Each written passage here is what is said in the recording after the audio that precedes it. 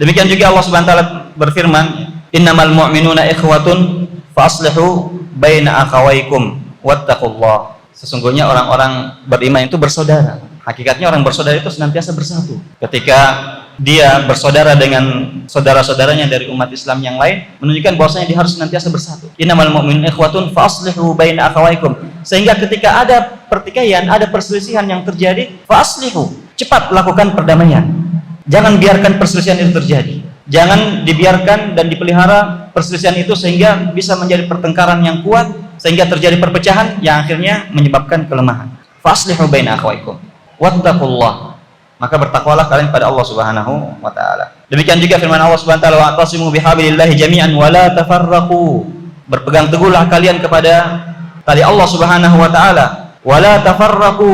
Peringatan, janganlah kalian berselisih, jangan kalian berpecah belah.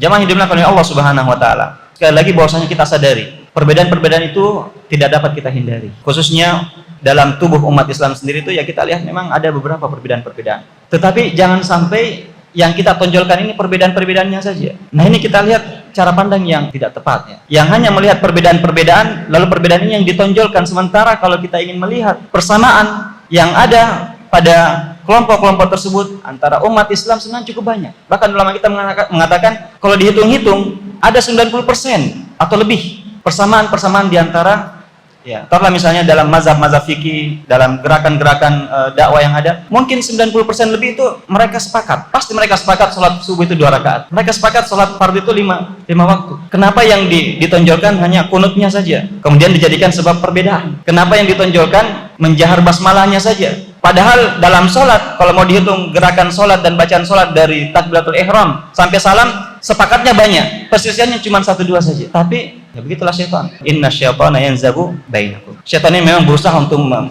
membuat umat Islam ini, membuat manusia ini saling berselisih, saling bertengkar, sehingga perbedaan-perbedaan yang sedikit inilah yang ditonjolkan.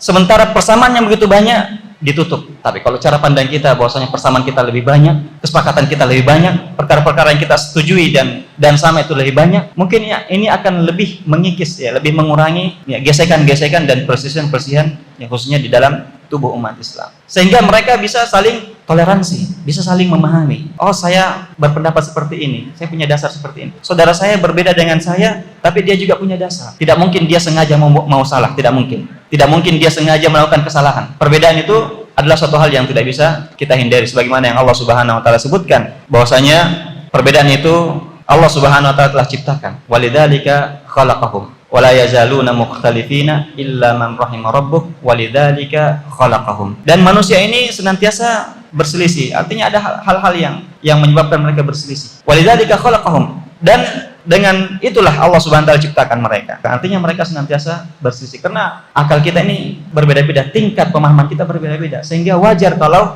dalam memahami sesuatu itu terjadi perbedaan. Namun di sini kita berusaha untuk mencari yang terbaik, mencari yang paling benar. Namun tidak merasa bahwasanya kita lah yang paling benar dan menyalahkan orang lain ketika kita berbeda dengan mereka. Senantiasa harus ada toleransi dan memahami, ya. Apalagi kalau misalnya merupakan perbedaan-perbedaan yang sifatnya cabang, ya, perkara-perkara yang sifatnya cabang, jangan sampai hal-hal ini yang dijadikan sebagai sebab terjadinya perpecahan.